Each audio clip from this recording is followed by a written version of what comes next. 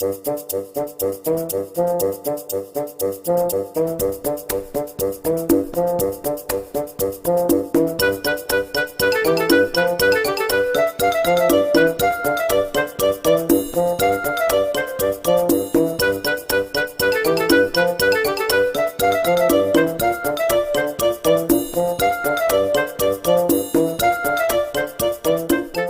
is an original puppet that Jim performed on Sesame Street, possibly on the Muppet Show, and he is something of Jim's alter ego.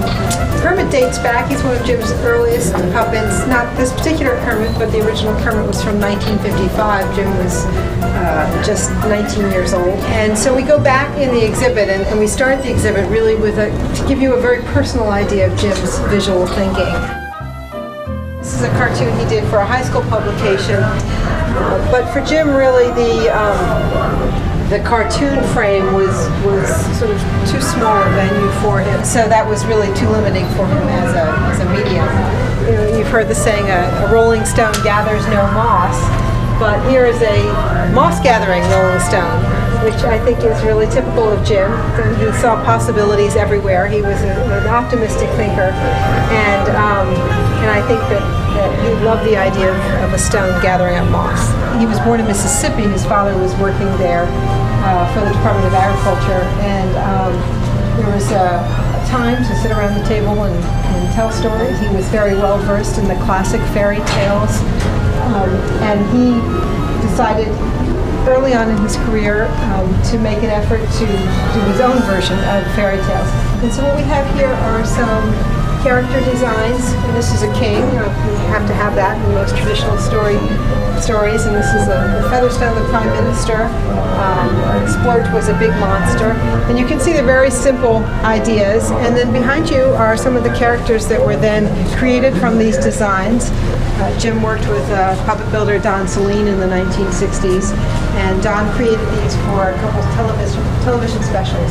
These characters, King, Gosh Posh, and Featherstone, the shapes of them are really simple. Like Featherstone is like a tall, pointy, triangle kind of pyramid shape, and Gosh Posh is a big round shape.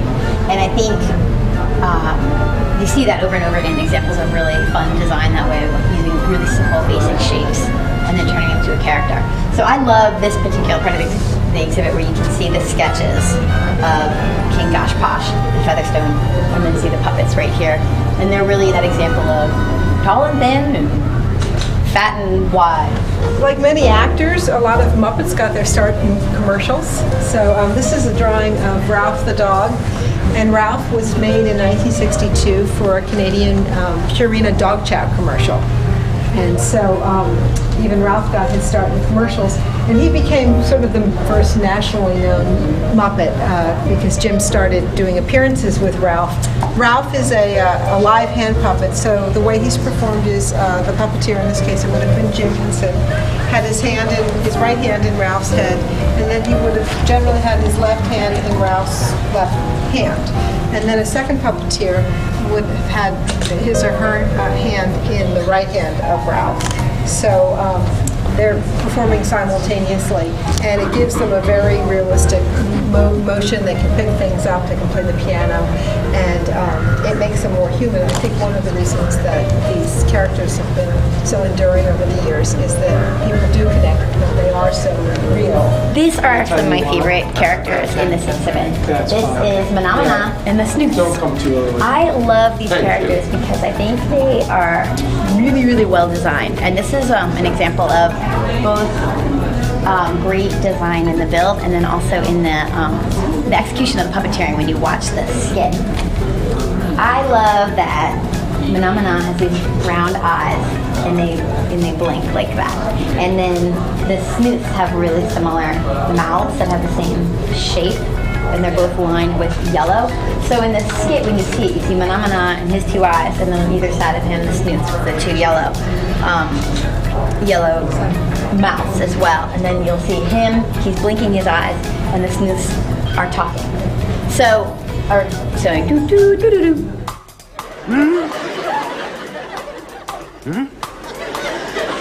Manamana. Manamana. And then on top of that, so it's good design there. And then on top of that, he's puppeteered. Sorry, he's puppeteered with he has these little arms that are not rotted. And you'll see, actually, I think they have rotted his arms in some later versions, but the original had no arms, and he's just really, his arms just bop around when he gets puppeteered. And the skit is all about playing with the space of Phenomena, getting really, really close to the camera, and then going really, really far away. And the Snooze is kind of doing the same thing. And it's a really fun piece. It has great graphic quality, great timing.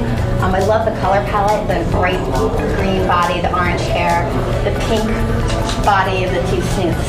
I think in this exhibit you see a lot of examples of my father's graphic design style and quality. The juxtaposition of different shapes and sizes and the color palette, and I think that this particular skit has a lot of those elements in it. He was very interested in music, and there were a lot of different music groups on the Muppet Show. You had every kind of musical artist on the show, whether it was Alice Cooper or Ethel Merman, Linda Ronstadt, Johnny Cash. Every type of music was represented on the show, Liberace.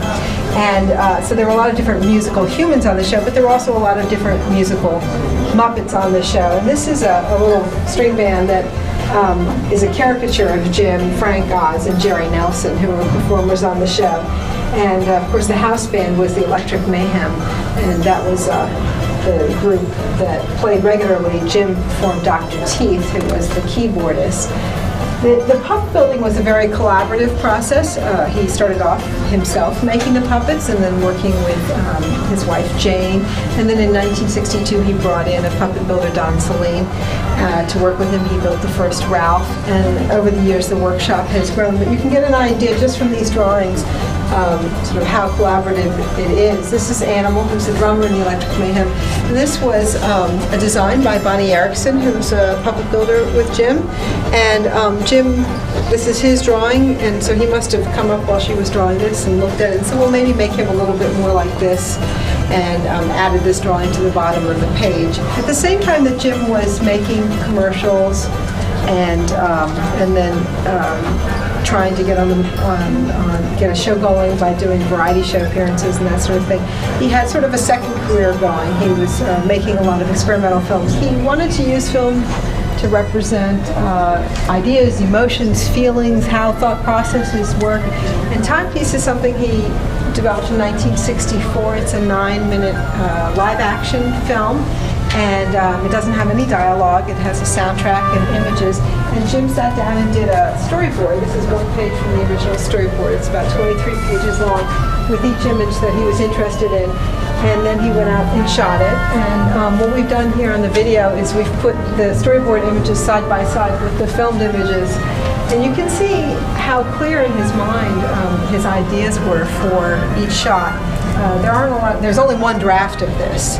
And he did a drawing and then he shot it pretty much exactly how he envisioned it on paper, which I think is pretty incredible. This film was nominated for an Academy Award in 1965 for a short film, and was used and continues to be shown in film schools today. He's advertising his commercials and his Muppets and Timepiece and U68, and I think he was really thinking that film direction might be an area that he was going to pursue more seriously than perhaps the Muppets at that point. And then he got a call to come to a meeting about a new children's television show, and that was Sesame Street. In 1969, when Sesame Street was developed, Jim was asked to create the puppet characters that would populate the street. There's Oscar the Grouch, who in the drawing was magenta. In the first season he was orange, and then he said by the second season he was green. This is Jim's drawing for Big Bird. You can see he had the idea for a long time. This is a drawing from 1963 of a Big Bird kind of character that Jim had designed for a commercial but didn't actually build. But you can see he had that in his mind for a long time. Fraggle Rock was a television series on HBO. It was the first original series for HBO. And the idea behind the show was to create a show that would cause world peace. It's an audacious goal, but the idea was to create a show about tolerance and understanding. And these are two characters, Gobo, who was sort of the leader of the Fraggles, and then Cantus, who was something of a philosopher, and Jim performed Cantus.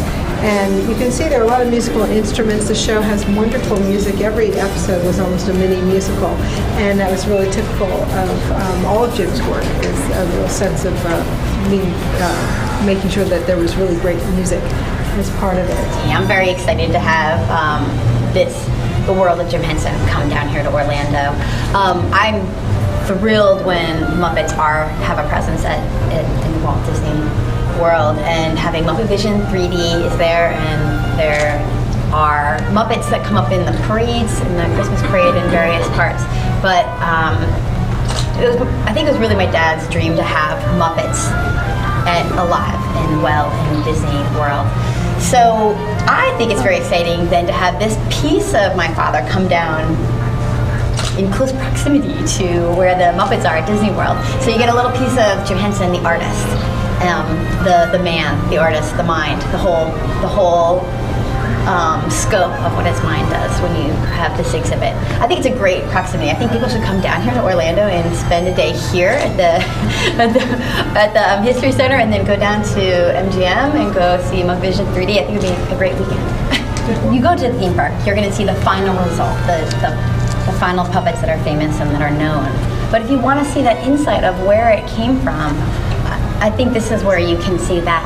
I think it's really touching to see these sketches. These are rough little sketches, but yet these are sketches of a character that has taught us how to count, how to read, and it's very, it's like coming home. I don't know, there's something very endearing about seeing this exhibit. It's not the glossy finished stuff that you're going to see in a theme park. It's about the creative process and a person, a human being who could create all this work. I think these characters have been so powerful because my father was so good at having these characters work well with the camera and creating such an intimate relationship with the viewer. And so I feel like we all have these, even myself, who grew up on Sesame Street myself, we all have very dear friends that were created, and we can see the blueprints of those creations right here in this exhibit. And I think that it's a really special experience. The Smithsonian has been so wonderful to work with, and they take such beautiful care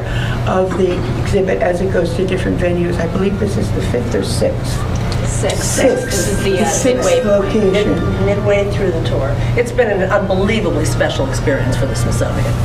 It's really combined this inexorable commitment that we have to a reaching public with the most public of all creative geniuses, I think, in America. It's just been wonderful. See, this exhibit was in Washington, D.C., and what was it, 7 weeks, and 360,000 people went through it. It's a record-breaking attendance. And it has been that way in every venue. Right. Jim started in 1954, 55, and here we are, 2009. So we're talking about Jim Henson and his creations and his vision. And it's really extraordinary. He is truly an American icon and unique in what he did and accomplished. And it continues. That's the best part.